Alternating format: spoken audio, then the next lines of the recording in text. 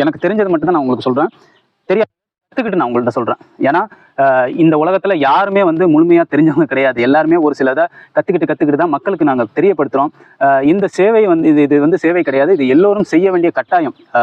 ஏன்னா இன்னைக்கு இந்த குளத்தை நாங்கள் ஏன் மீட்டு எடுத்துட்டு நாங்கள் இதை ஏன் பராமரிச்சுட்டு இருக்கோம், பார்க்குறவங்களுக்குலாம் இது புரியாது. என்ன பண்ணுறாங்க ஏது பண்ணுறாங்கன்னு புரியாமல் இருக்கும். நீங்கள் யோசிச்சு பாருங்கள், ஒரு நாள் தூங்கி எந்திக்கிறப்ப நம்ம மோட்ரு போட்டால் தண்ணி வருதுல்ல, அது ஒரு நாள் நின்று போயிடுது. எல்லாத்துட்டையுமே தண்ணி வராமல் ஒரு நாள் நின்று போச்சுன்னா அன்னைக்கு நம்ம வந்து யோசிக்கிறது இந்த குளங்களையும் நீர்நிலைகளையும் தான். தஞ்சாவூர் இன்னும் சில காலங்களில் வெள்ளத்தால் பாதிக்கப்படுமான்னு எனக்கு தெரியல. ஆனால் வறட்சியால் ரொம்ப பாதிக்கப்பட போகுது.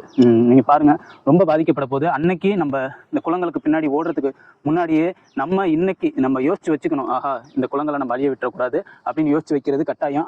அந்த யோசனையில் தான் நாங்கள் வந்து 8 மாதங்களாக இதை வந்து நாங்கள் செஞ்சிட்ருக்கோம். ஒரு 3 பேர் தான் நாங்கள் இதை ஆரம்பித்தோம். 3 பேர் ஆரம்பித்து இவ்வளோ தூரம் முடிச்சிட்டோம். முடித்த வரையும் சந்தோஷம். என்ன